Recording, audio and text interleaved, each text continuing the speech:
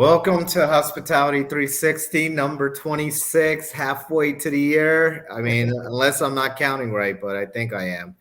So I guess we're halfway there. I'm joined by Calvin Stovall, Stephynie Malik, and Brian J. Esposito, international, wherever he is. We don't know, but definitely international because it's very dark behind him. It's dark. It's dark. Very dark. Welcome, guys. Welcome, ladies. So Thank you. Welcome. Thank Glad to be here.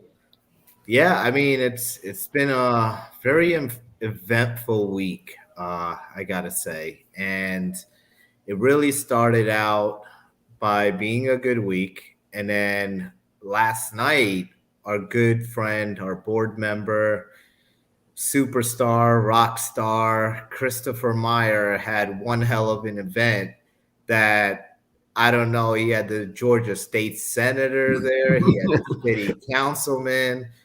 You know, he was rolling around with a flag behind him. I mean, dude, there was a lot of things going on last night. And, you know, just give you a little glimpse. This is what we had to deal with. So, you know, with me throwing three fingers up for EV, I mean, we've got Chris right there next to me, and then Calvin next to me. So it was one hell of an event, I would tell you.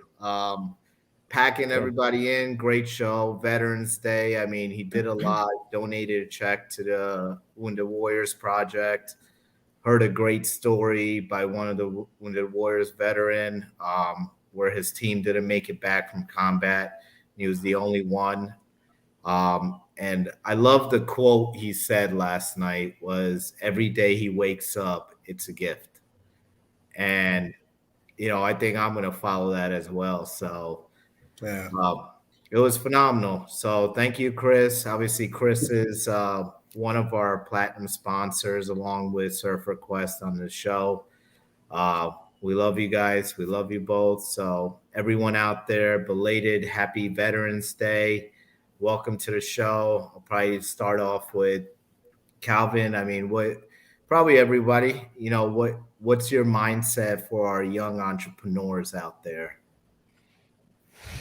I would just say stay focused, man. I mean, it's so, like I said before, you could get distracted and get off track. There's just so much information out there that can kind of take you off track. Just stay focused, stay motivated. And you know, I know sometimes actually I heard somebody was talking about it on the radio today. Sometimes I know it was Idris Elba.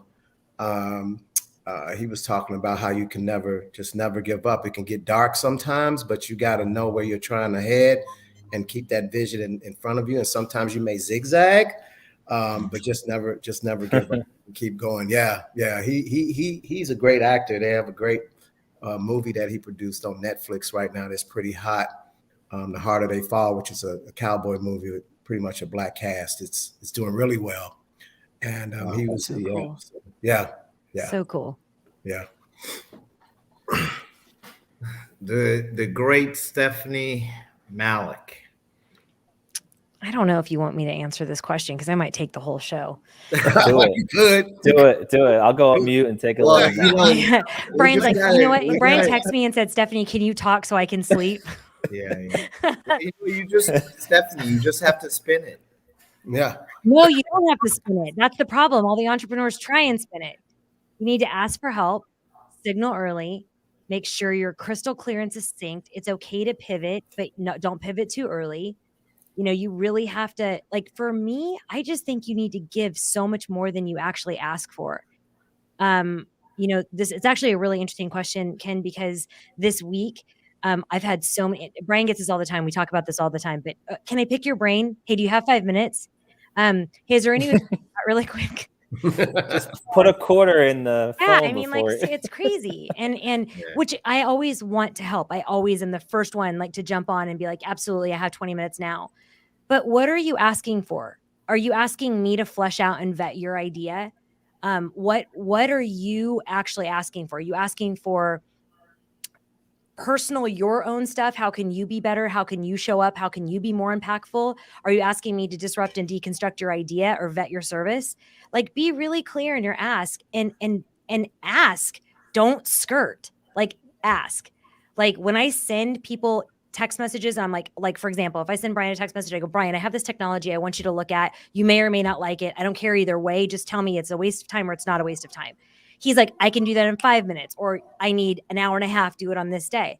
People go, hey, how are you? How's the weather? Is everything going okay out there? Have you guys been affected much by and I'm like, oh my God, can you just tell me what you want?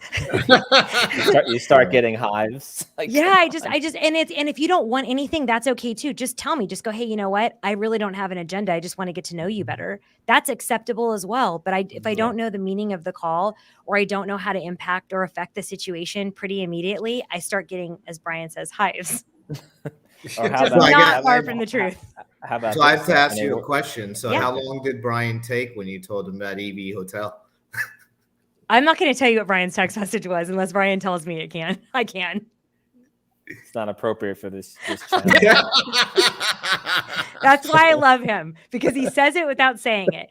No, I mean, here's the thing. With Brian, I've gotten very clear on what he wants and what he doesn't want and what he likes to help in. So it's there's certain things that really light him up, and I love to hear that. Like, those are the things I love to hear him get really excited about. And it's not the money things. It's the impactful things.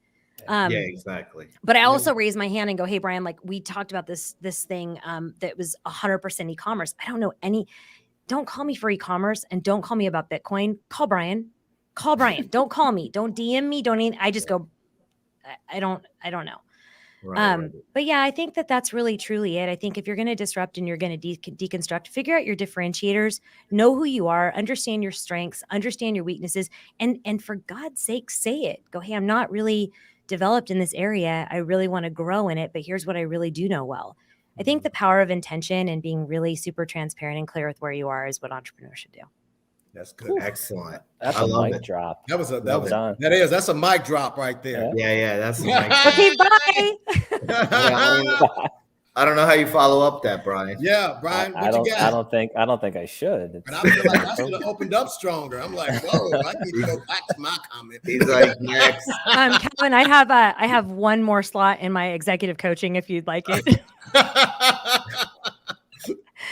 Yeah, no, Brian, I think because we are so similar in those type of things, but I think that you are a lot more patient in that area than I am. So I think Brian's patient. Like, I don't even know. I don't think I'll ever meet somebody more patient than Brian. I mean, hey, Ken, so is Hannibal Lecter. Okay. Oh, so you're saying what the hell just happened? Don't sleep, Brian. Don't sleep. That's awful. What a nice Chianti and some fava beans, I guess I should say. Anyway, I'll go. Yeah, so, go ahead. All you young entrepreneurs out there, what I would suggest is, avoid the pity party. Everybody goes through hell. Whether you're a startup with no revenues or a multi-billion-dollar company, there are problems. So more money doesn't mean less problems. And the more you go through, the more prepared you are to be able to handle anything. So take those challenges on, take them on with pride, take them on with excitement, overcome them. Like Stephynie said, ask for help. That's the most strongest thing anybody can do, is to park their pride and ask for help, because there are people that have been through certain situations that can help guide you. But it's important for you to go through those situations, because that's what makes you smarter, stronger, wiser, and well prepared to be a seasoned entrepreneur or a senior level manager or co-founder. So embrace those issues, overcome them, and you'll start to feel some really incredible internal strengths that you didn't know you had, or that you didn't even know you needed. So the journey is amazing. And I will say, speaking from true experience, the harder that journey is, the more rewarding the outcome is. And that doesn't mean just money. It just means what you were able to do and how you were able to overcome those issues. So, problems are exciting. Yeah. Ken, you know what? I want to just say one more thing to Brian's point, and it just made me think of something else.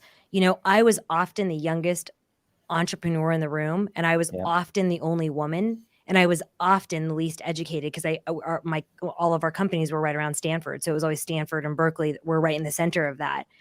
And I didn't go to either of those schools. So I remember, I literally remember I was probably maybe 32 or 33. I had this feeling, and I had the knowledge, and I had the fortitude to ask the questions, but I didn't ask them because I didn't want to sound stupid. And the second that I actually felt really comfortable with myself and just raising my hand and going, I don't understand, you could literally see the executives lean back, and they're like, oh God, thank God she said it, because we didn't understand either. And it started to be actually an actual pattern, because I was like, you know what? Hey, I'm really sorry, I don't understand. Is there any way you can take a step back and walk me through that again? I really don't. I'm not getting it. And you just saw the almost like relaxation come from people that were like, okay, I'm really glad that I don't have to ask that or ask them to slow down. So I think if you start really acting from a place of curiosity and understanding who you are and what your key differentiators are, I think that people just start to really respect you. Yeah, no, absolutely. And I mean, I would even tell people, look, I don't believe in titles. You have to do everything and anything possible. I don't care if you think you're the owner, CEO, chairman, president, whatever it is, doesn't mean that job is small. You know, you have to do every job and anything possible. So for you, I could probably tell you from my own perspective, I find it's very hard. It's not easy to be an entrepreneur or a visionary or whatever you want to call me. But, you know, it's something you have to keep trying. It's never going to feel like it's there. Yeah. You have to keep trying and keep doing it. So, well, we wish everybody the best success, right? We want everybody to do well. We want everybody to get to their goals. And hopefully they will. Maybe you're the next, we don't want to say Jeff Bezos at all. the next Ken Patel. Yeah. Brian, you and your damn brownie points. It could be you. You always keep being teacher's pet. I'm kind of sick of it. But just like Brian said, when he said, be careful the pity party, I always tell people, be careful of who you surround yourself with. Absolutely. That your circle can either help you grow, or it can be your demise, man. And so I'm very selective in who I have in my close circle, because misery loves company. Yep. It does. And you know, you just got to be careful of who you're sharing stuff with, and who you're confiding in, and all of those things make a difference. So make sure you got some good people that love you and trust you around you. It makes a difference. You know what's funny, Calvin, is you say that, and it's really actually kind of funny, because people, young entrepreneurs especially, they've said, you know, like, we were in New York a couple weeks ago, and like they're like, they told me this idea, in fact, Brian, you and I need to talk about this really soon, because it's a brand and I think you'll love it. I just haven't had a chance to actually tell you about it yet, but it was so amazing. And I was like, who have you told about this? Like, I'm literally sweating at the restaurant. And she's like, anybody I tell, she's like, I have a non-compete in NDA. And I'm like, oh my God. Like, okay, that's really good. It doesn't matter. Like, you have to like not talk to people about these, you know? And she's like, oh. And she's like, but it's really good. She's like, this really nice guy on the East Side, he actually did it for me for free. And I'm like, oh my God, stop talking. Just stop talking. So it was really, they just, you don't know what you don't know, you know, and you're so excited about your idea, and you're so excited about getting it out there. Yeah. You don't know how many people with better connections or possibly more revenue might just be like, I'm going to change that one little thing and make it happen. You know? Yeah. Yep. Yeah, I think too. I was watching, and we'll get to our first article. We're not even there yet. This is gold. I was watching actually your show, Stephynie, with that girl Hala. I think Hala. Yeah. Hala. I mean, that was a good story there, from the background that she came from and things of that nature. So, and you've got I mean, I think everybody on this show has an entrepreneur story, and we're all entrepreneurs. You know, obviously, Brian. I have an entrepreneur story too. I have like 12 of those. I love that, entrepreneur. Yeah. I always go by this, and I always say, just never give up. You know, just never give up. So, Ken, you know what? To your question about that, let me ask you something. Do you ever tell people to not be an entrepreneur? Like, do you ever meet with somebody and go, you know, I mean, not not like rudely or after a first meeting, but do you ever kind of meet with somebody and they're like walking Are down you saying the world needs ditch diggers too? Yeah. No. Just, like when somebody gets really, you're so mean. I didn't The say answer is no. We inspire everybody. no, but like, do you ever just like see somebody who Brian, we've talked about this. There are some people that just feel so much better and more comfortable with those, with maybe those guardrails, and you're right. you know what I'm saying? Do you guys do you guys just ever say to them? Only to my family members. Oh, okay. I tell them not to do anything. You're like, you're never going to have a job with me, so you may want to stay where you are. No, Steph, I respect that question. I just haven't hit that level of ruthlessness, I think, to tell somebody that they shouldn't go after their dreams. So, here it goes. Here it goes. I guess I avoid being in that type of conversation. You avoid being a dream killer. They want to talk about. No. It's funny. I don't want to. I know, and it's kind of crazy because I had this conversation last night in my Uber ride home with a friend of mine, and she was like, "You know what? I think I'm trying to start this." She was coming out with this product, and I'm like, "That's the stupidest thing I've ever heard. Why would you do that?" Oh, so there you go. Oh, I've done that. Okay, I guess Brian, I've done that. You've not done that. You've never said that's the stupidest idea ever. You would never. But I don't think I could say that to somebody. If somebody that I didn't know, I don't think I can say that because I'll be like, "Oh man, I just probably brought them down like so much." And what if this thing is really good and somebody picks it up and copies it, and then next thing you know, it's IPO. Like, that dude Ken messed me up, man. Yeah, that's so funny. You're on the like the little logo thing of the big X going through. Yeah. I'm like, stay away from that guy. He sucks at motivating people. But all right, let me get to the first article piece. So digital revolution comes from obviously where I went to school. There's a company called Barrows. They manage over 10,000 rooms in 10 different countries. I love this because of the fact that I feel like we're not alone, and we're not alone. I mean, this is what they're doing is phenomenal. What they're saying, they're preparing for the digital revolution. Service and hospitality will innovate enormously in the years to come. It saves time and money. And one of their quotes is, hotel guests should not experience any form of nuance. Yes. And I think this is great. I know a little bit about them, not as much as I should, but I am going to probably follow them more. But my problem with this is not them. My problem with this is, why aren't we innovative here in the United States like they are in Dubai? I mean, do we have to have this company that does not operate in the United States tell us they're in 10 different countries in over 10,000 rooms and not have a single hotel in the United States, and they're part of a digital revolution? What the hell is going on? That's kind of what I'm saying here. And this is what we're about at EV. But I wish they were in the United States. I definitely wish. I mean, I want to pick up the phone call and tell them, when you're going to open a hotel in the United States, because what they're doing is very revolutionary for the industry because they've already got the product. So, but I'll go to you, Calvin. I mean, what did you think of this? That is funny. You said that. That was the first thing that jumped out in my mind when you said that. I'm like, this is wonderful, and I'm glad I'm part of EV, which is doing it. But I asked myself the same question, and sometimes it's frustrating because these brands have been here for decades here in the U.S. and they've made a lot of money, and have legacy brands out there, and they just haven't invested the time. And I think now they're so ingrained in doing things a certain way.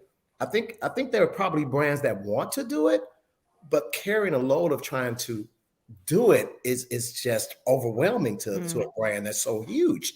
And then dealing with the franchise community to get it done. I just think I'm sure they're struggling with it as well. How they know it's happening, okay, and they know it needs to happen and it needs to change. But I just think they're struggling with how. But by the time they figured out, EV will be like 30, 40 hotels down the road.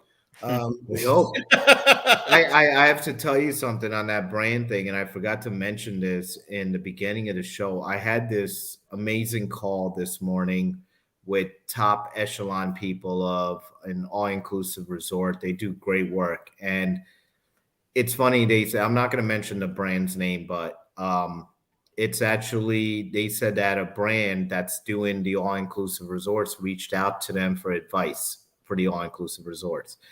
And they said, can you give us some feedback? And this is what we're doing. This gentleman told me that the brand said that why do they serve Johnny Walker Black at their all-inclusive resort? Because we're only going to be doing beer. And I'm like, what? I'm like, you want to make an all-inclusive resort? And they're like, we're not going to do that much technology, because they said they were going to drive it with technology. And they're like, no, our focus is not really technology. They clearly stated that their focus is not technology. Wow. I still don't get it. Like, who's drinking this juice over there? But Brian? I don't know who's drinking the juice either, so can't talk on that. I think one of the that article I read it earlier this morning or last night. So I think they said 10 years out, right? As far as one section in that article, how they figured the hotel industry would respond to this digitalization.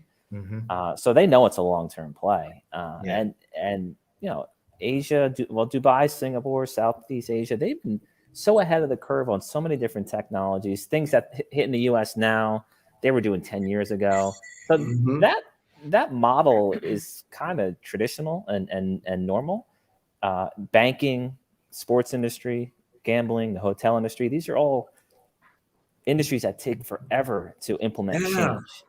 But COVID forced these companies or these industries to start adapting new technologies, hiring new talent, finding new ways to connect with people. But unfortunately, what I see out in the market is they're doing it kind of erratically. There's no real system behind it. There's no calculation behind it on how they're going to implement it, how they're going to train the people to use it, and how it's going to relate to the experiences that the guests and staff expect and deserve.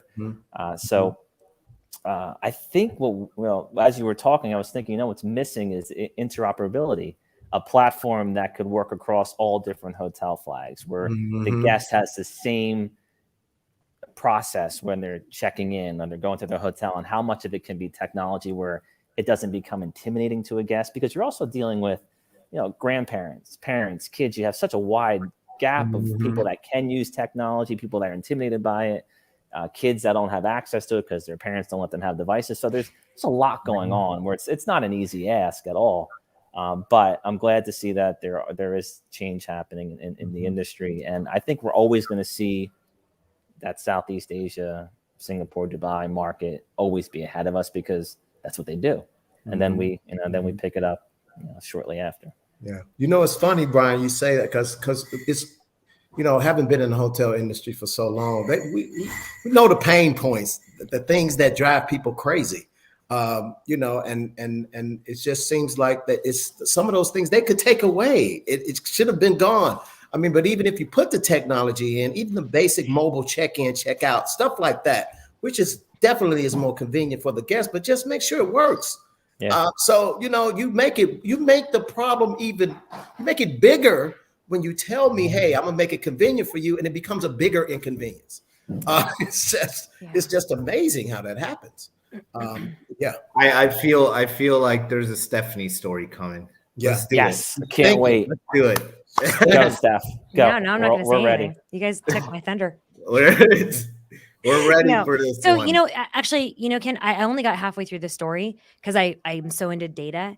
I actually started thinking about, we all know that we're the last. We all know that. We all know that it's supply and demand. I actually did a little bit of a study, not a huge study, but I went through and I asked certain people, what they thought the Marriott and I'm talking like upper echelon, like the Waldorf or like the Edition or the higher brands in those. No, because EV is not in that category. We're so much better than that. Yeah. Sweet.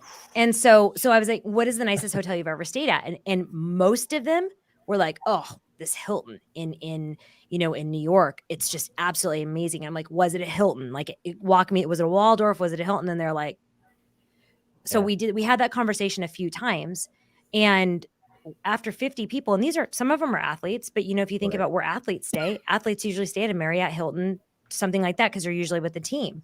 Mm-hmm. The thing that drove me crazy about this was, I think now the US has I think 8% of the US are considered millionaires, even though it's non-liquid millionaires.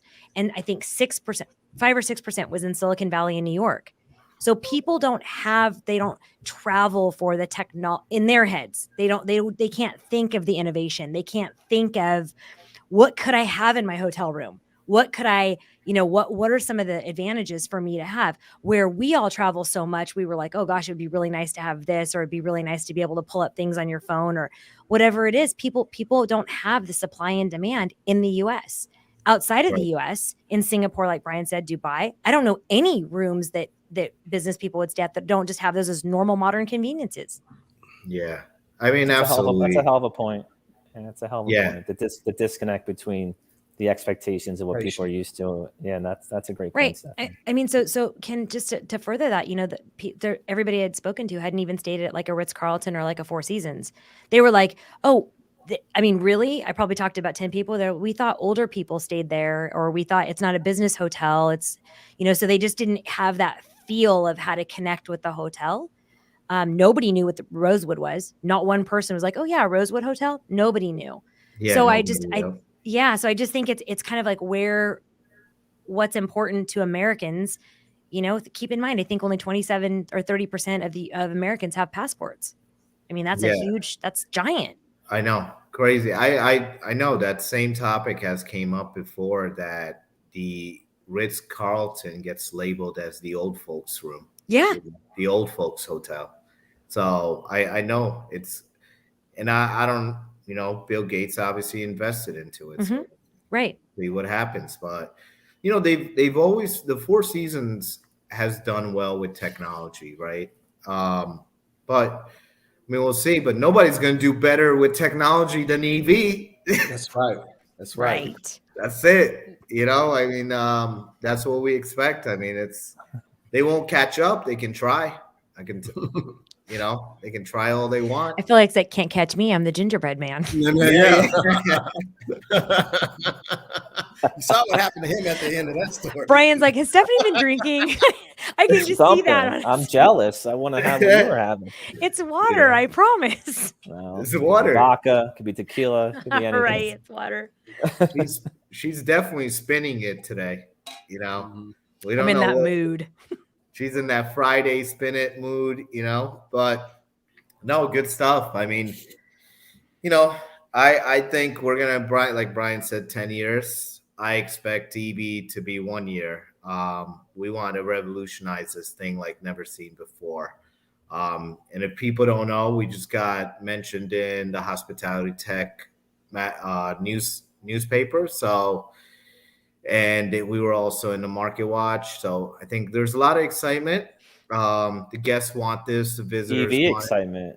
Look at that. You gotta say it right. You gotta say it right if you're gonna say it. EV excitement. I mean, we're getting ready. I mean, more to come. And this is all for you, hospitality. This is what we're doing. We want to be the barrels and bigger in the United States. So that's what we're aiming for. And I know Brian, and I think everybody probably agrees that the Asian market is always scaling faster than us, but let's try to change that. Try to change it. So our next piece, I really don't like to talk about this. It's really, in a way, I couldn't believe the numbers. That's why I'm speechless right now to say that the prices climbed 6.2% in October compared with last year, the largest rise in 3 decades. I mean, when I saw that graph and it said 1990, I'm like, 1990? I was 10 years old, and I'm like, this is not good at all. I mean, they said the soaring energy prices and also the issues with the supply chain. The one number that got me was the gas prices. It rose 50%, almost 50% higher than a year ago. 50%. I personally, me, I don't probably see it due to the fact that I Uber everywhere. I just Uber Oh, everywhere. it's baked into your price, Ken. So It you is. see it. You see it. Oh, I know. I'm wondering. I'm like, Yep. Yep. I'm the diamond member. I'm supposed to get a discount. How did this thing go up? But I definitely see it. I mean, this is not, to me, this is not good news at all. And especially on the construction side. I know we're talking about the timelines on the supply chain, but I'm like, what about the prices, right? So I'll go to you, Brian, on this one first. Oh, I don't know. Like Stephynie, I'm in a mood, so I may say things that I shouldn't say, but It's all right. you know, This is ask free you. for all at Hospitality 360. well, Yeah. the gas prices started with the ransomware issue with the pipeline that was shut down in the Northeast, and that affected the entire market. The inflation or the surge in prices due to supply chains do not need to be happening. We have hundreds of ships off our coastlines waiting to bring goods into the country that are not allowed to come into the country. And I look at this as just another way to just completely destroy and kill the middle class, make that gap bigger, cause more unrest and uncertainties, more again, I want to word this properly, relying more on the government to help offset some of these people's losses and higher prices when they get a couple $100 a month from the government, and that's supposed to be a good thing. I'm disappointed in what's happening in the country. This should not be happening. This doesn't need to be happening, and it doesn't come down. When these prices go up, that becomes the new floor. You don't see it come back down. So the big boys, their margins are going to go through the roof. They're going to continue to see great numbers because they got goods sitting there, but now that's priced more. That shouldn't be priced more. They already bought it. It's already in supplies. It's already in reserves. If you're talking about, whether they're goods or products or oil. So it's awful what's happening to the American people, and it affects everybody around the world. And we are that first domino. When we're not strong and we don't have a consistent, safe economy or supply chain, the whole world gets affected. So it's very disappointing.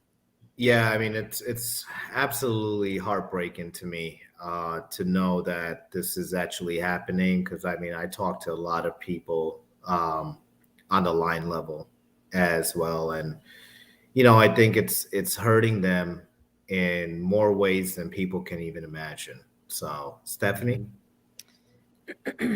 So I've built 11 homes in the last like 20 years, all over the country. So in Arizona, in California, in a lot of other places, and in Portugal as well. We live in North Carolina now, and our home that we are having to remodel because of the issues you guys know, it's quadruple the price of it as it was in San Francisco. So it was funny. I took an actual invoice, Ken, from hardwood floor, and I got the hardwood floor, I think 2017. And I wanted that same floor. And I had to go to a discounter to get the floor because the floor had been discontinued. The discontinued price was 300% more than the time that I bought it in 2017. So there's that. There's the wood. There's things that people don't even think of. The couplings that go around pipe, like for plumbing. Couplings are back ordered, or you'll get a coupling that's like $2 or $3, and now it's 16. PVC pipe you can't find it anywhere. Like just the normal like repair type things are 200, 300, 400% more, and that's the first part of it. The second part of it is where we are, and I don't know. I too want to be very careful how I word this. People are not exactly wanting to work because there's other assistance. And so there right now I have like people coming to me that are going, hey, I've had to increase my payroll by 20% to keep people. Now I don't know where that's a whole other show, Ken. I don't know if they were under budget. I don't really know where they were, but I know they're saying we're having to increase things 20 to 30%. I know 5 people that have called me for executives and said, hey, people are taking a sabbatical or time off. Yeah. Mid-level people, like mid-level. So, not entry level, but mid-level people, they say that they're looking for jobs. People are saying that they're looking to hire, but for somehow it's not meeting. It's not, those people aren't coming together. So I think like Brian said, I think the economy and the market is just crazy. It's just, it's just bad. Yeah. I don't think I've ever, I'm not going to say ever, but I just haven't seen it this bad. I mean, with everything. And I think, and I have to word it too the right way. So we need a disclaimer. Yeah. It's a good idea. If we all were drinking like Stephynie before the show, we would have an excuse. Stephynie just inhaled too much of the paint fume is what it is. I actually got in trouble from the last time I forget what I got in trouble for, but it was something I said, and I was like, you can't say that. So, but the FCC came down on you. Yeah, right. I'm probably gonna get kicked off the show then. So I would probably say is that also there's a lot of this that we actually as employers have utilized this pandemic as almost a profit machine, and what I mean by that is that, when you're going to, let's say, a hotel, right? And they say, oh yeah, we can't do this because because of COVID, whether it was housekeeping, whether it was breakfast, whether it's, oh, we don't have this supply because we didn't get it delivered, but they could have easily went to Walmart and buy it. Yes. Right. So I think we've utilized these things, and it's now becoming even bigger. Like as you go, I think with bananas, my wife said, you sure you want the bananas? I'm like, what? They don't have them? I'm like, I eat like 3 bananas in the morning. And she's like, no, it's like $3. And I'm like, what? Let me just say 7-Eleven has the best freaking bananas I've ever had. They do. I don't know what's going on there, but you get 2 for $1. So tell your wife. Oh, yeah. So 7-Eleven. You must be like in Costa Rica or something. Like what 7-Eleven are you talking about, my friend? Pretty consistently, I've been to 100 7-Elevens. And the bananas are always good. It's like a quarter pounder. It's the same and delicious every 7-Eleven. Well, we know what kind of burger Brian likes now. So McDonald's isn't even. I'll give that. I can't even actually imagine that. Hold on one second. Brian eating a quarter pounder. Yeah. What? Brian eating a quarter pounder. I just can't see him opening up the wrappers. Why? With a delicious sesame seed bun. It's fantastic. It's good. The problem is we don't have 7-Elevens where I live. I've never seen one here. Oh, really? Oh, interesting. You have QTs? Wow. You have QTs? Yeah, we have QTs. I never go into them. Yeah. I feel like they're walking behind me every time I'm walking in there. So the people at QT. Oh my God. Brian's like, you thought you got in trouble on the last show. Who the hell are you talking about? Brian. It sounds like a certain type of club.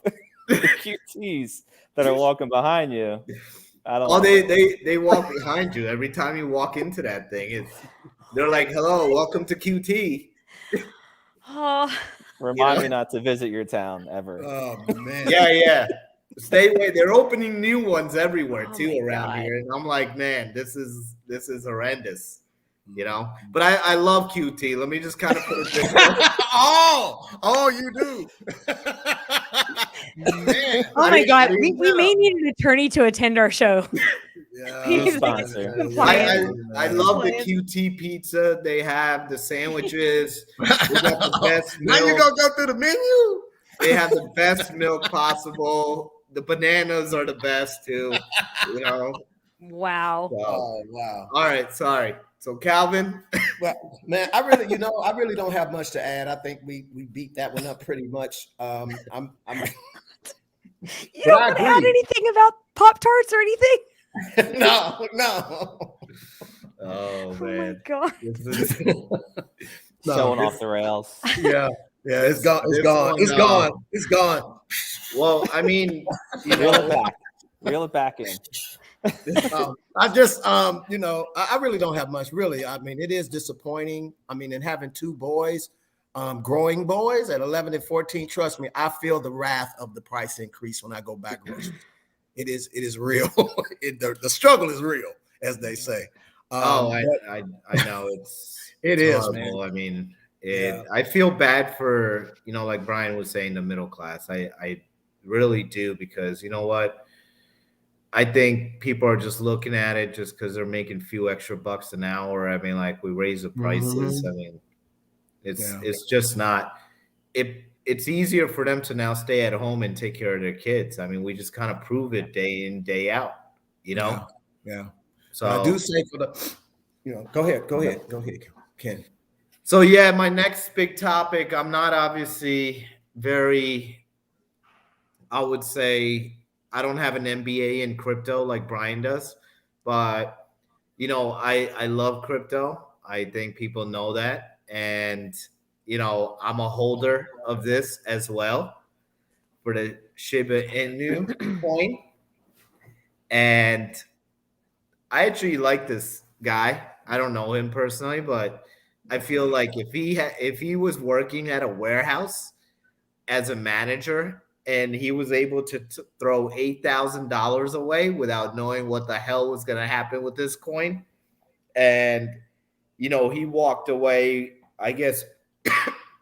Excuse me. $500,000 in the bank. He put in the bank. 500,000. I That is crazy. find crypto to be better than a lottery ticket. The better chances of you winning and becoming a millionaire is in crypto rather than buying the $50 scratch off. I actually told somebody that last night at the gas station. I told them, you just bought a 2 20s and a $10 lottery ticket, $50.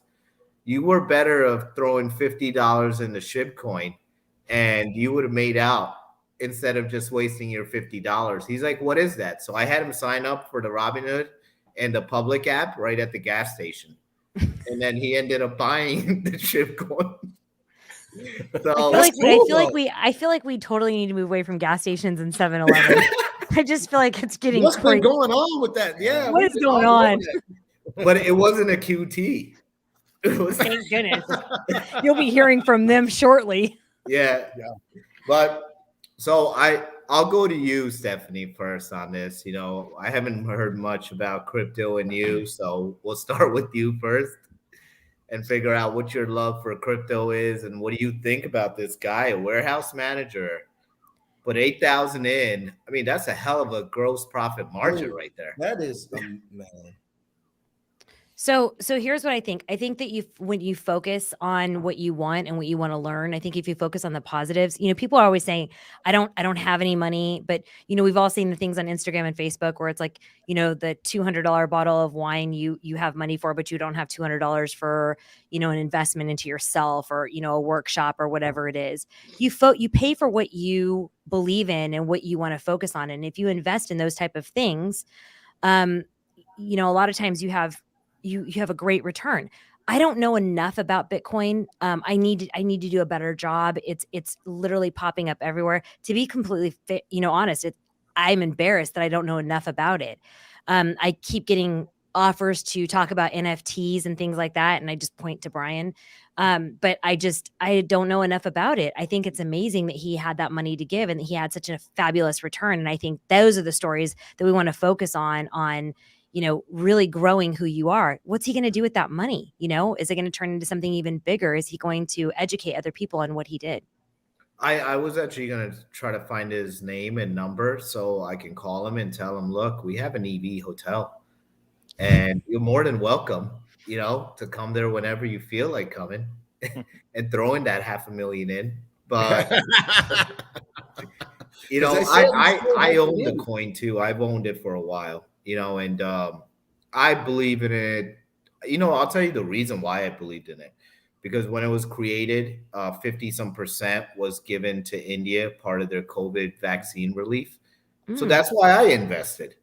I didn't invest that. I was like, I just invested for that reason. But as, I kept doing more research, I found out more and more about it. And, I'm a true believer in it. Calvin? Yeah, I'm with you. I'm like Stephynie. I'm learning about it. I don't know enough, but I'm investing my time to learn. Yeah, I'm I gonna, mean, I think that's the best thing, Calvin. Like, yeah, that's where I am. I actually need to stop and focus and yes, really focus on yes. that and learning it. So I couldn't agree more. Yeah, I mean, I have a couple of people that's been doing it. That's gonna have some conversations with me and watch some YouTube videos. Man, I love learning new things. I'm always open to learning new and different. And this whole crypto thing has got me fired up, man. For So sure. in about a month and a half or so, I'll be in the game, baby. I'm gonna be in the game. I think I got an idea. I have this brilliant visionary idea. Oh wow. It's not brilliant, or there's no vision to it. To just rename our show and forget about articles in hospitality and news and art, and we just call it Crypto Brian. And we're just the panel guest, and Brian's gonna talk about crypto as he is right now. Go. All right, go. And hey, Stephynie, never feel embarrassed. And Calvin, what you're not experienced in the market. I'm only in it because the technologies that we build, they were courted to be part of it. So I had to learn it. So you guys do phenomenal work in what you do. And I'm honored to know both of you. So don't ever feel that you don't know something, because you know more than most people. But I will talk about this gentleman who, two sides of this. And again, I'm in a mood. I haven't slept in 3 days. The first side, I love that he took a profit. I admire that he was smart enough to take money off the table. That's where my accolades go for him. There's no more accolades for him. He left a $68,000 job. He quit his job. He put $500,000 in the bank. That money's got a big tax bill coming. Mm-hmm. I don't think he's even thinking about it. Quit his job. I'm assuming he had full health benefits and other perks. He could have curved back to become part-time enough to keep his benefits and still make a salary. He wanted to spend time with his kid. If he's an astute investor, which from the move I saw in the article, I'm going to assume that he's not. He can make 5-6% tax-free. Maybe he's making $18,000 a year after his tax bill on that $500,000. So he's in the red. He's touching the principal day 2. So I do not appreciate his moves in taking care of his family. He had a big win. He could have continued to repurpose his life like we talked about before, restructure where does he want his passion to be, work a few days a week, take care of his family, have some more personal time, and not be in the red. The guy is immediately in the red. And that money, I'm sorry, like a lot of lottery winners that we've seen throughout the history, become broke. Yeah. They get tens, if not hundreds of millions of dollars, and it's gone. And it's moves like that, not understanding how that money goes quicker than it comes in. But I love that he took a profit. That's a smart person that took the money off the table. But it will disappear from what I'm reading. Yeah, and I gotta say, I'm very disappointed in the guy because he pulled out. You're not a rocket. You're not a rocket. You pulled out. I mean, you took the $500K. If you left it in there, that thing would have been into billions. Okay, it would have been into millions and billions, and you pulled out. So don't throw money into crypto again, because you can't do that. So, but no, I have to say the same thing. Is that he's love this show. I'm so confused because I'm looking at Ken and the microphone is behind him, and I keep trying to move his mouth closer to the microphone that's behind him. I was wondering, I'm like, why is that? I'm so confused. Like, your ear is the microphone. But I'm gonna change the image next week. Don't change the image. It's great. No, I like it. I'm just confused by it because I think if you were moved over a little bit more, it would look like you're but right now it's like. So it's supposed to be a profile, right? I'm assuming he's got to turn sideways. Right. Yeah. So right. Turn sideways for a minute. Yeah. There you go. Face that way. Don't look at us. You can't look at us. Yeah. We're not that interesting. You have to look the other way. Look at your pretend microphone.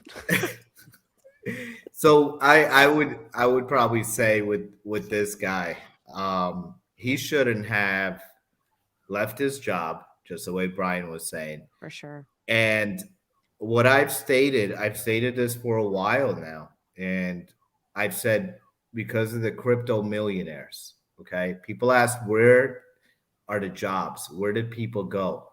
When you have a million users buying this coin alone, right? This is just one of many coins. And when you have them buying these coins and these things are going rocket ship, they're pretty much FOMO all day long. It's a 24/7 crypto exchange, right? 24/7 crypto buying. I just want to there's nothing wrong with people buying crypto. I love it that people buy crypto, but just make sure you use that money as savings. Keep your job. You know what I mean? Keep your job. And the livelihood of you working is, don't take that away. I mean, you want to keep working because there you need to show your kids, you need to show them that what work is about, what life is about. Yeah. You It know, was and it was his job that allowed him to save $8,000 to make that Right. risk. Right. Right. Right. exactly. And that's what I don't like. I wish everybody's a millionaire. I wish everybody makes money, right? I mean, I tell you, I've done pretty well, but I'm still working. I'm still working. I mean, I've been in it for a while, a long time. So that's the question. How much money would you need to have before you stopped working? For me, Yeah.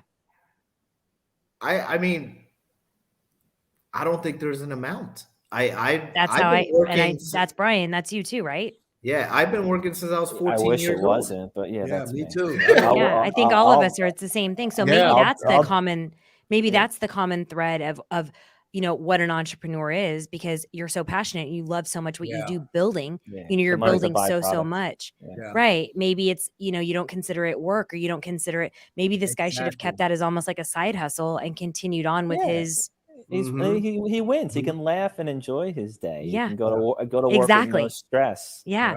I look at how much Bitcoin, or what profits I made in Bitcoin, what profits I made in this Shiba and Ethereum. All these profits, for me, it's not for me. It's for my 6-year-old. I will leave it in there for the rest of my life till she needs it. And that's kind of how I look at it. Is I can make my profits and do well, and whatever I want to do is based on my vision right now. And I would tell people to do the same thing, is use it as your backup plan. Keep working, keep doing what you need to do. Use it as your savings account, as you would have saved money and put money in it. That's it. So Ken, for the people that are listening, is there like a place that you can go to like get a very high level overview on crypto and all of that stuff? Is there a one aggregated website that has kind of got some information on it so people could go and get educated? Yeah, I was talking to Calvin about this, is basically how I got educated, and what I got to find out is I really followed these certain people on YouTube, right? Oh, interesting. There's a guy who was a former financial investment guy named Stock Moe, MOE. And then this guy that was just in real estate, he was buying multifamilies, and he turned himself into this massive stock investor. His name is Meet Kevin. He's crazy, but the guy is just brilliant, brilliant. And I mean, there's plenty of these people on YouTube that you can find out, That's and great. that's how I taught myself. I just taught myself that what I needed to look for and how I needed to look at it. I kind of look at probably less stuff than other people do. I kind of look at, what the trading volumes are and all of these other things. And I think there's so much, like Brian probably knows like 100 times more than me on the crypto, but there's certain things I look at. Maybe there's only 5 things I look at and see what's it at, and I don't invest. I'll tell people this, and maybe I'm going to get in trouble for this, but there's only few exchanges that I kind of I know that they do their homework, like Public, that's Robinhood's competitor, then Robinhood, then E-Trade. Like, I don't utilize Coinbase. for obviously your own reasons, but I don't like Coinbase, and that's my own personal opinion, But I know like Public and Robinhood, they'll do their homework before they add a coin. Mhm. So for me, that makes me more comfortable about it, But all right, so I'm probably gonna get an email here pretty soon. So Gosh, about which topic? Yeah. I don't know. Today's not the day. you're gonna get a QT email. You're gonna get Bananas, All right, 7-Eleven. how many IPO companies did we name on the show that we don't? Oh man. We probably won't be invited on their panels to speak. Yeah. Well, All right. Well, here we're comes gonna the next. Here comes the Then next. we're gonna throw another brand under the. Yeah, let's go. Where here's the next drop. Here we go. Here comes Oh Marriott. my gosh. So I guess Marriott's in trouble with this, and Marriott, I think, has been in trouble with this for a while. But it looks like the DC Attorney General's brought this back to life. I believe this case started in 2019 with the resort fees, 17 million in revenue that they made with resort fees in 2019. The highest year of the resort fee revenue. I mean, I couldn't even believe this number. I mean, I could not. It's just, this is where they throw this money in. Where's this money? Well, it's 82 million. It's not in innovation. It's not in technology. $82 million. I mean, they made $82 million in resort fees. And I'm like, wait a minute.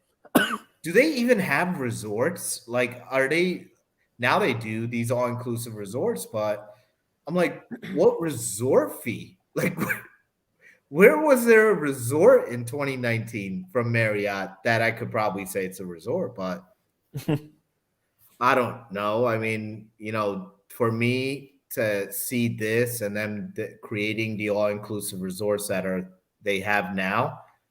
So does this become a bigger issue now that they're making the all-inclusive resorts and they're having these lawsuits of the resort fee? But I don't know. I know Calvin brought this article up. Maybe Calvin knows more, so we'll start with Calvin there. I don't know more about it. I just know I've been charged that fee before. But the thing is, the biggest thing for me is it's one of those situations that guests don't like it. It's like, why do you continue to do something that is it's wrong? I think it's a bait and switch thing. And I just hope that they will consider removing it, because it's just there and you don't know why it's there and there's no real explanation for it. And I think and they said it usually happens when you book on a third party site and it's one price and then you click on it and then it's jumped up another 20-30%. And you look at why, and it's because of these fees. I just think it's just wrong. And and I'll add to that too, Calvin. Great points. Is the problem here? It's almost like a twofold. It's the fees, and the second thing is them hiding them, right? That people can't see, right? It's deception. Yeah. And let me just kind of backtrack. I didn't mean to say hiding them, but they're not displayed. So they're not displayed. And I would probably tell you that this has been going on for a while. But I think this is going to really be the icing on the cake, the icing on the cake. So, Brian? A couple points I can think of. They are a public company. Where's the auditors? Where's the accounting that allocate this to the penny as to how it's being taken in and where it's being spent? The other thing is reality. They can't do away with them, because I think that would be one of the biggest class action lawsuits in the history of hospitality, because the lawyers and the ambulance chasers will be like, well, if they said they're wrong and they're not going to do them anymore, they can go back forever and try to recoup all those fees if they're found not doing it correctly. So I think they have to fight it. But I hope they are a little bit kinder to the guests and they actually do it right. I hate the idea of seeing fees in general. Just put it into the damn room. Right? Yeah, like just don't don't break it out, like right. Yeah, that's just insult to injury. Like just bury it in the room. Everything else is buried in the room. So that's maybe they could do something like that. I think that'd be more palatable for guests. Yeah, including the taxes. Just add the taxes on. I mean, why do we need to let people? I've been so against this taxes. It's going to be another show I'll talk about. But I mean, the lodging taxes. People get so confused because one state is 15%, another's is 12%, another's is 9%. I'm like, just add the goddamn tax into the thing. You know what I mean? We shouldn't have like a rate, the tax, the state tax. I mean, it's just tax and the recreational tax and it's so garbage. Like I am literally with EV. Once I get to that portion of operations, I'm just going to build the whole thing into one, and that's it. You know, that's all. And if we need to acknowledge it, then we'll send it on the EV Human app that this is what your breakdown of the taxes were. That's it. You know, I mean, there should be no confusion with that. Stephynie?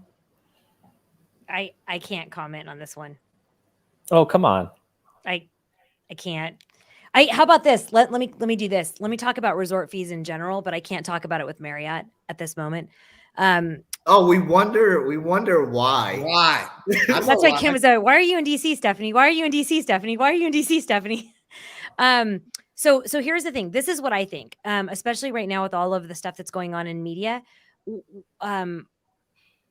People are getting charged resort fees for amenities that they're not in use. So they're getting charged. They're like, oh, this includes everything. This includes your, going to the gym and the extra cleaning and all this. But then housekeeping is not available, and then room service is not available, and then the gym is not available. So what is the resort fee being taxed for? I'm sorry, charged for it. The other thing, Ken, to your point, not only the state fees or the whatever the other fees are, it's the occupancy fee. It's this much for 2 people. It's this much for 4 people. It looks like a cell phone bill when you get it at the end of your stay. The confusion is causing massive issues within people that are not being able to understand if they don't want to use those special things at the resort. Do we still have to pay the resort fee? If I show up without a car, then they're like, oh, it includes parking. It includes this. It includes, I don't have any of those things. I'm not going to be able to go to the gym. I'm in conference calls the entire day. You still have to pay the resort fee. So to Brian's point, a class action is really, they can't back off now. You have to really fight it and really be astute in how you fight it. Well, I think they're going to just pay the fine, right? That's the easiest way out. I mean, well, they have to. No, not necessarily. They got 49 more fines to follow in every state. Wow. They have to defend no wrongdoing and show that they have to fight it. Yeah. I think this is not going to end. I mean, the next player up is Hilton. So, IHG, Wyndham, Choice. Don't even get me started on Wyndham, because Wyndham should be fined for so many things, especially for around their harassment. Right. Timeshare harassment. I mean, like, they'll call you any hour of the day to even while you're staying there. They will call you and every they'll hour sell of the you day. something. They'll sell you. They're horrible. They're notorious. Our cigar men of the industry. That's why I can't name them. Cigar men. Oh yeah, I just got that some magazine when some guy was trying to call me about getting rid of my timeshare. I'm like, I have a timeshare. Turns out, who knew? So I will tell you this too: is the talk of the industry recently is let's start charging for the pool as an amenity. Yeah. But so Vegas does that. Mm-hmm. So Vegas does that. There's a couple other places, especially in high season, where they add it to your room. And if you don't want to go, then you get a different color wristband than everybody else gets. Yeah, but see, that's Vegas. When you tell the industry that you can do it, next thing you know, you go to Holiday Inn Express. Yeah. And they're like, you have to pay for the pool. Really? I think Vegas might do it because they're in a desert, and it takes a lot of money to bring that water into that city. I think that's why they do it. Wow. But I have some other reasons that we can't necessarily mention on the show. But Vegas will give you a $30 room, in a suite if you're staying in the hotel and you're gambling. So I want to learn more about that, Stephynie. I'm curious about. I didn't know they had different color wristbands for Vegas pools. I know if you're going to go to a pool party and a DJ and you got a cabana, you have that situation. Yeah, but that's I mean, I don't want to say that's legitimate, but whatever. That's something separate. One of the big things that are going on now, because we're working with a couple people doing it in Vegas, is when do you open your pools for people that are not guests, and how much do you charge them?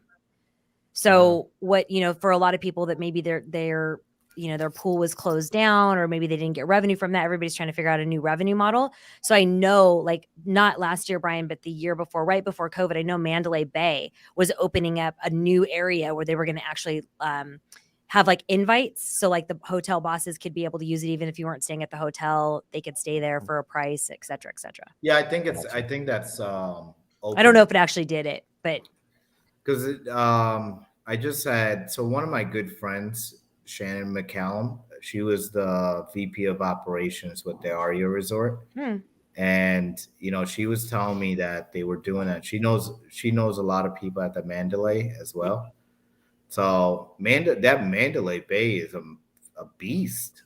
Yeah, that thing is a beast of a resort. That's a resort now.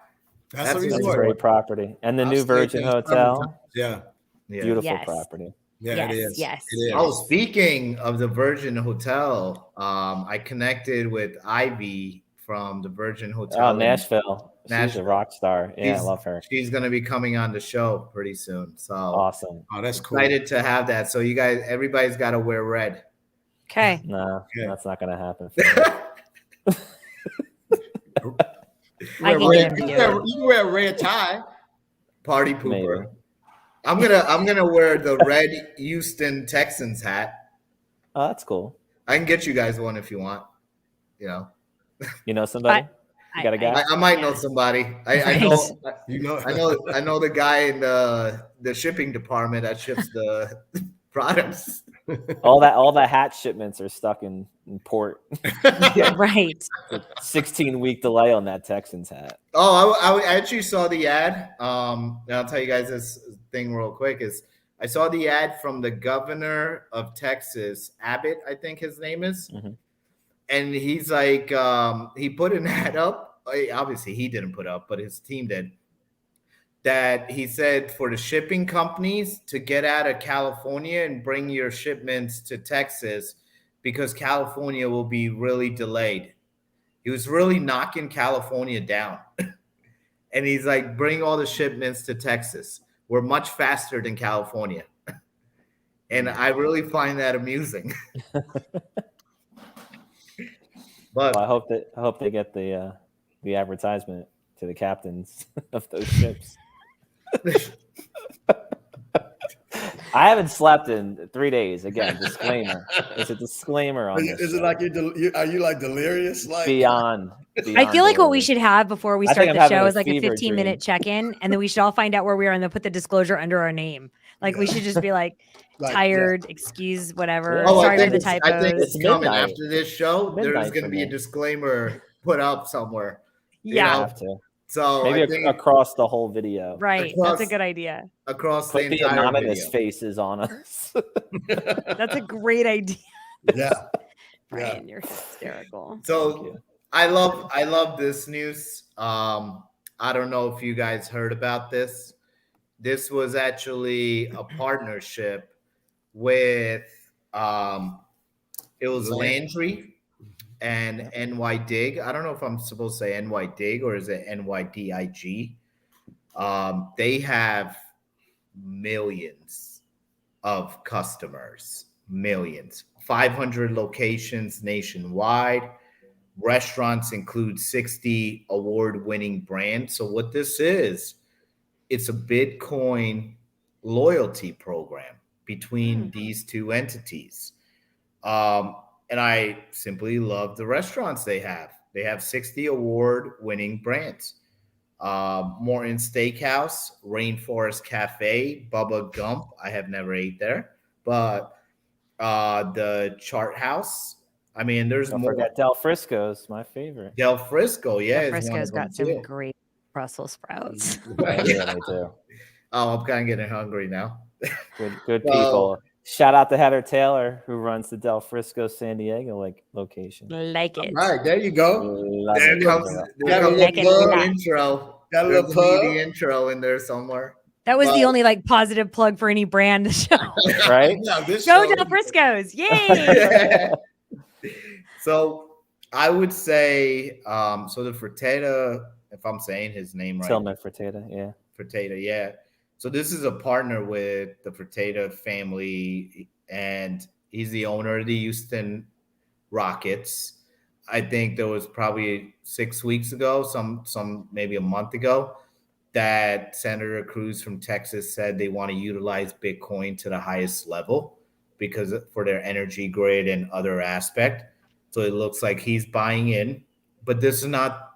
I don't think this is what caused it for me when I read on this, and it said there was another partnership that these two entities had already, and that was on the Bitcoin-backed loans for the used car. I don't know if it's a used car or it's a luxury car dealership. So they've done this Bitcoin aspect before.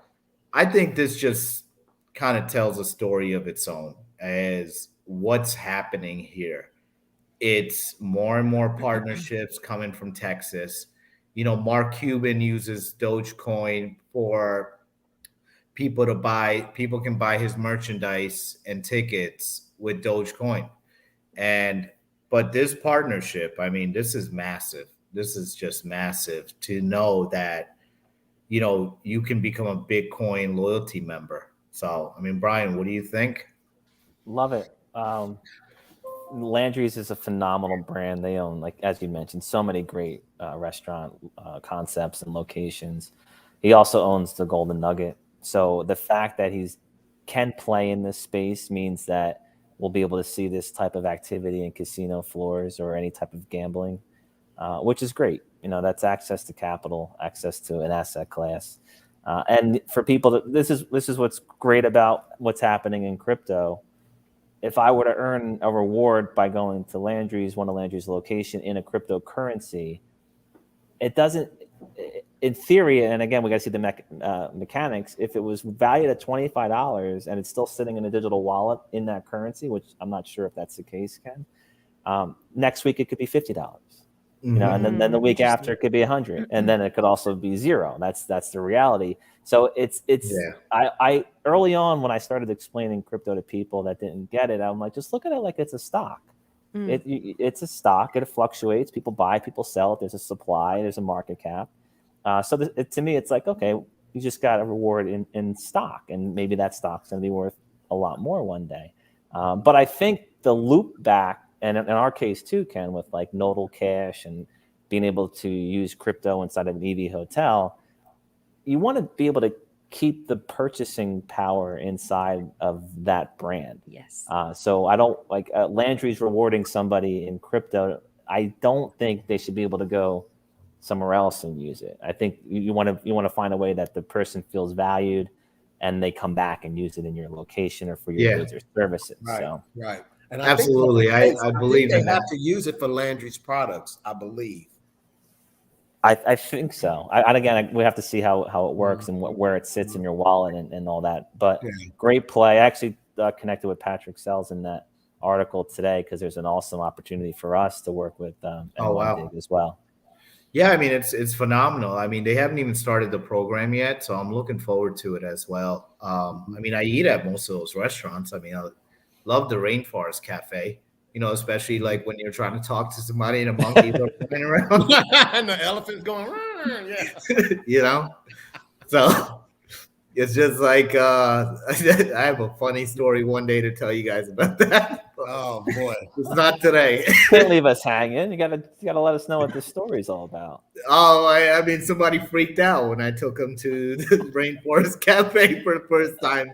So they definitely despise monkeys and safari animals. And they thought one just came out of nowhere and they ran out of the restaurant. Wow. That's crazy. We gotta get that. We gotta get that footage somewhere. Some she security system. She got attacked by a monkey. So she thought a monkey came and when the monkey sound. She was triggered. She was Yeah. triggered. So she can't go to 7-Eleven and even see bananas, is what I'm gathering. Oh my God. And the people that are following her, I mean, we don't know who those cuties. people are. Those monkeys that are following her. Oh my God. I don't think I've laughed so much in days, probably in weeks. So I haven't even told my wife that monkey story. So it's kind of crazy that I tell you guys that. I'm sure there's a video. I'm sure Rainforest Cafe's got that video With somewhere. some lady dashing out of the door screaming. Yeah. They're probably putting that in their marketing vault right now. So never experience a time like Rainforest Cafe. We have monkeys, you have the bananas. I don't even know what we're talking Okay. about anymore. Yeah, but all right. So Stephynie, I got nothing. you got nothing. She's got nothing on the big point. The only thing I would say is exactly it's the ecosystem. Like keep it in the brand, make it figure out what the accelerators are, as far as like, how do you grow it and what type of things do you get, more for it. It really depends on the ecosystem, and we have to figure that out. Yeah, I think it's gonna. I can't wait. I felt like 2022, the year of the two, and the year of the tiger, as Brian says. Grab it by the tail. Yeah, I've always said 2 is a very lucky number, and we're gonna see a new asset class. It's already here. I shouldn't say we're gonna see it, but I feel like it's already here. We're changing to this. We're changing to the crypto. I mean, every day there's crypto news. Every day there's crypto items coming out. Somebody's starting something new, and it's all here. It's all here. Calvin? Yeah, but what I really liked about this was that they're actually going to make more people knowledgeable about crypto. Yeah. And because they're giving people access to something they may not never explore. So if you go to these places and you get these crypto, you're going to be like, what the heck is this? And I think what it's going to do is it's going to force people to educate themselves on what it is. So actually, I think it's a great way to educate people while they're earning whatever the loyalty is. But I think it's a good way to spread the news about crypto, because people they're gonna want to know what it is, and I just think that's a great thing for them to do. It's a great strategy. It's pretty cool. Yeah, I think absolutely. The more people that kind of learn about it, there's such a big community that people don't know about crypto, right? Like I think Stephynie was saying, where do you learn about it, right? I think if there's more resources, more areas, crypto museums, crypto aquarium, there could be so much. I think there just needs to be a starting point, like for people to like actually get in and learn. Like like you were just talking about Robinhood. Like I remember I was speaking to, I think it was at college. I was speaking to a group of athletes, and they were talking about just how to start investing. And Charles Schwab had a lot of really cool toys, like in their actual website, but they didn't have, it wasn't cool enough, and the UI wasn't great. And so when you go to Robinhood, it's like, are you this person? Are you this person? Are you this person? Click here. Are you this investor, this investor, this investor? And so it's almost like a tutorial that takes you through. And then it's like, here's some things that you can make. And your initial investment, I think, was like $25. So how do you play with it, get comfortable, make it easy enough to, to front load it and to get money in there to actually see, I made a bad choice or I made a great choice without, you just need education around it. And I don't know where to find that. I would also tell people that are listening in to go get an app called Stockwits. You know what I mean? Stockwits. Brian probably knows. Stock Twits. Twits. Is it Stockwits or Stock Twits? I think it's Twits. With the Z. I know it's with the Z. So, and I like Public a lot because Public. Stock Twits. Twits, yeah. Stock Twits. So it's just regular, Brian, like stock, STOCK. Yeah, NWITZ. Okay. It's like the message board, right? You're talking about where people the message board. Yep. Yeah. And you just add your favorite stock and you follow it. There's all these feeds. Right, know, but how do Crypto you too. find out what your favorite stock is? That's what I'm saying. What's Yeah. one layer lower?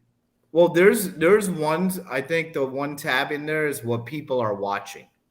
You know, so what people are watching, you can kind of read the feed on why they think it's Got good. it. And That's awesome. yeah, Public's Okay. like that too. Public, you can. Why I like Public is very with the information that they deliver on there.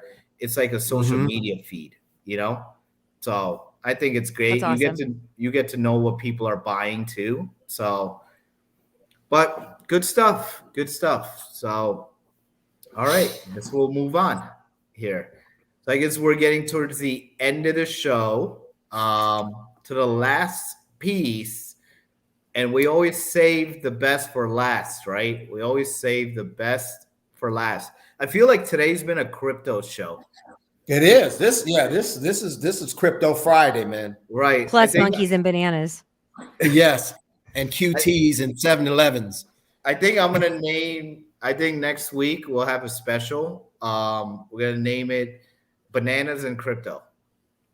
And Going how do you- bananas over crypto. Crypto. yeah. So good. So good. So good. Bananas So- and pajamas. Great cartoon back in the day. So I don't know. I know we spoke about this before, and I would kind of tell you guys this. So Galvin Michael is a good friend of mine. He's obviously the CEO of Back the Right Here and Now Florida, Georgia, and they've partnered now with MasterCard. Mm. And now this is a massive ordeal. I don't know if people understand how big this is. This is really big. I mean, with this, millions of merchants, thousands of banks will be able to integrate crypto into their products soon. There's going to be banks, actually, I'm sorry, points converted into crypto. It's basically what they're calling a crypto economy explosion. I mean, just to know that MasterCard was able to partner with Back, and now MasterCard is going to be able to provide crypto payments where points now, based on your airline points, hotel points, are going to be able to get converted into crypto as well, as long as you're on the MasterCard system. We know what's next. I mean, if people think Visa is not coming, It's coming. I mean, it's coming. If people think American Express isn't coming, it's coming. Discover, it's coming. I mean, MasterCard just got first to the market. Mhm. But, I mean, they're very smart. Why do they get first to the market? They're going to make people switch. Yeah. You know, I mean, they're going to make people switch. I mean, if you love Visa and you love crypto, no longer do you love Visa. You're a MasterCard kind of person, you know? But I don't know, Stephynie. What do you think? If you ask me one more question about crypto, here's what I think. This is great. Okay, so Play the Do you clip have from crypto? 18 minutes ago. yeah. So here's what I'm going to say. I want to talk about the partnership aspect because I'm all, my background is strategy, strategic alliances, high tech partnerships. That's what I want to talk about. That's why I went to you first. That's not, but anyway, that's okay. So I agree with you. So I worked a bazillion years ago. I worked for American Express, and I think American Express partners really well. I think they're really innovative in how they partner. It's a very intentional partnership. I could not agree with you more. I keep seeing these cards change. I get so many offers, and you know what's interesting, Ken? I actually want to open the things that come. Their marketing has changed so much around brand, but it's cool. It's like triangle envelopes, and it's got like an actual seal. And Brian always has always talked about packaging, and he always talks about packaging and how it's a big thing. Like, it's a really big thing. I've never paid any attention to it.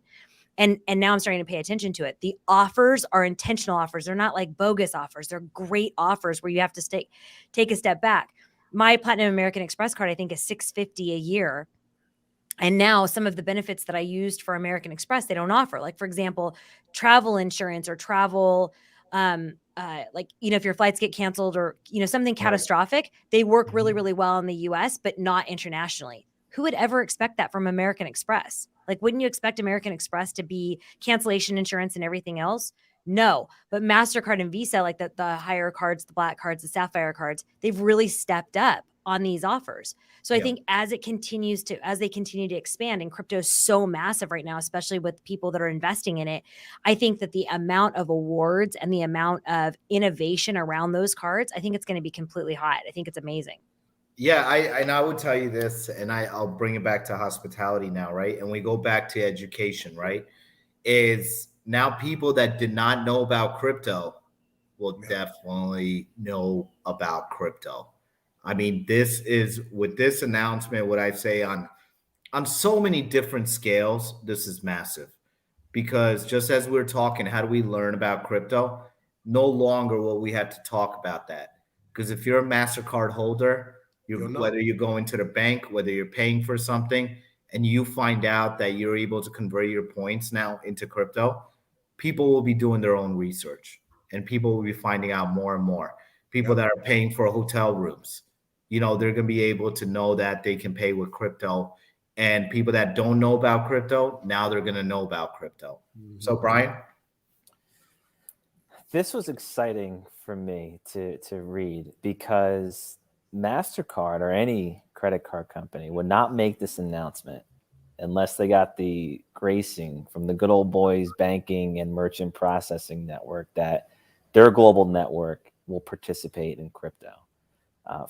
I was reading this as a business in the space saying it's definitely not going anywhere. This is a major move. It's a currency, and now traditional lenders like MasterCard, or credit card companies, they're in it. That means it's here. I like the idea that it made it easy for everybody to get involved. That's one of the reasons why Nodal became such a big success, because anybody can download Nodal Cash, walk around like Pokemon Go, and earn cryptocurrency. Now, Ken, the caveat to what you're saying is people still need to learn how to use it, how the user experience or the UI is inside of the app. If now MasterCard has to have a digital wallet where their crypto holdings are in there, or maybe now they have to go and partner with an eToro or Robinhood or somebody that already has the exchange, because what do you do with it after you earn it or after you convert your rewards to a cryptocurrency, and which currency is going to be listed, and where do you go from there? There's still going to be an educational gap and a little bit of intimidation by people that don't understand this. Yeah, and I would tell you this. So you kind of hit it on the nail. Yes, they're definitely gonna have to go with the digital wallet. And it's funny that Robinhood's got a digital wallet wait list. So I'm not saying anything. I'm just being me and trying to put two and one together.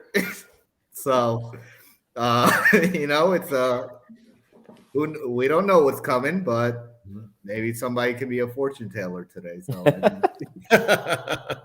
it's I think it's great. It's I speak with Gavin maybe once a week, and we've had this conversation about a few things, and I told him we're working with obviously Nodal, and he believes in EV. He said that EV's massive in what we're doing, and I've had our EV hotel conversation with him months ago, right?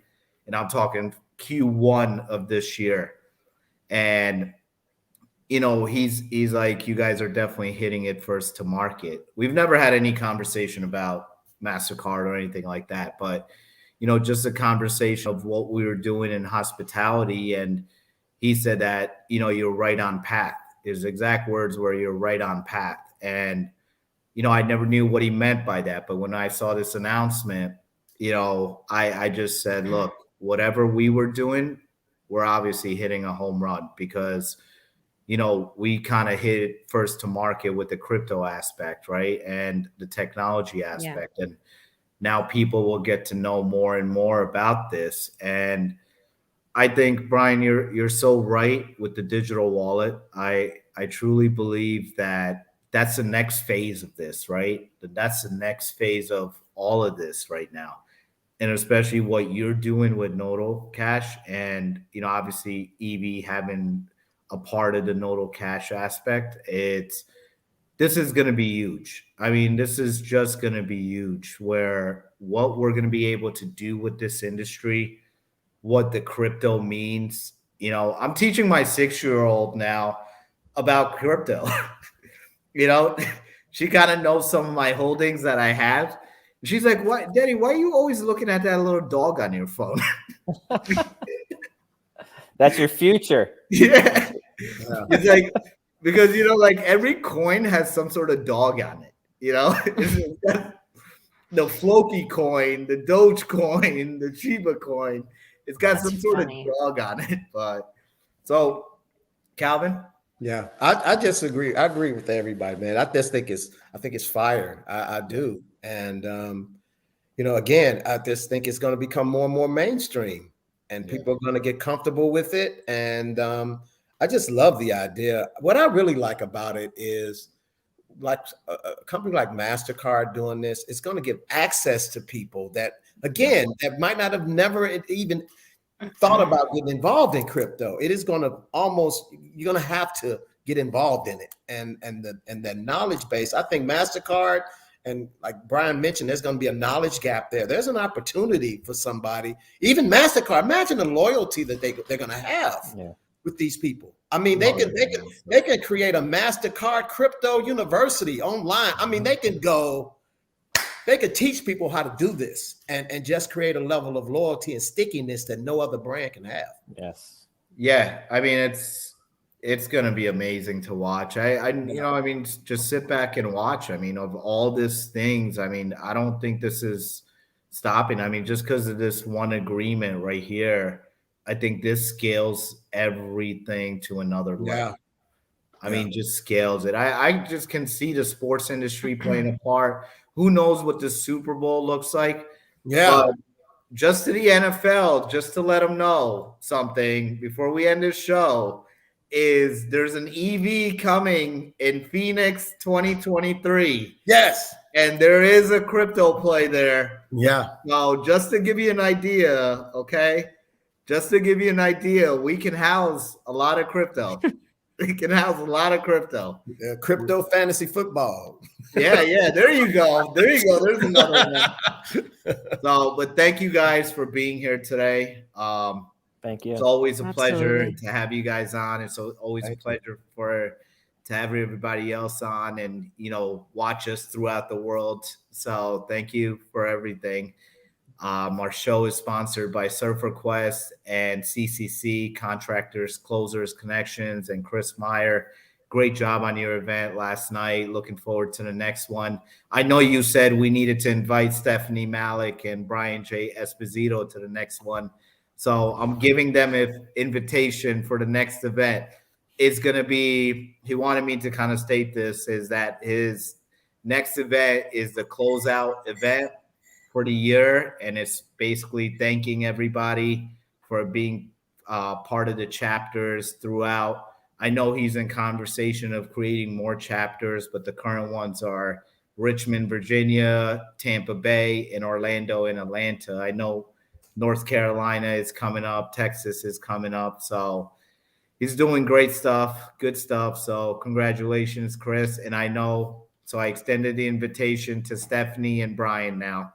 Thank you. So Thank you very much. Yes. They make some plans to get out to the next one. So, but thank you. And everyone have a beautiful weekend.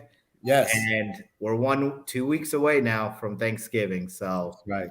next week is a pre-Thanksgiving show. All right. Take care, thank you. Calvin. Take Bye, care, Stephynie. everyone. Thanks, Bye. Thank you, Brian. Thanks, Calvin. Yeah, Thanks, bye-bye. Stephynie.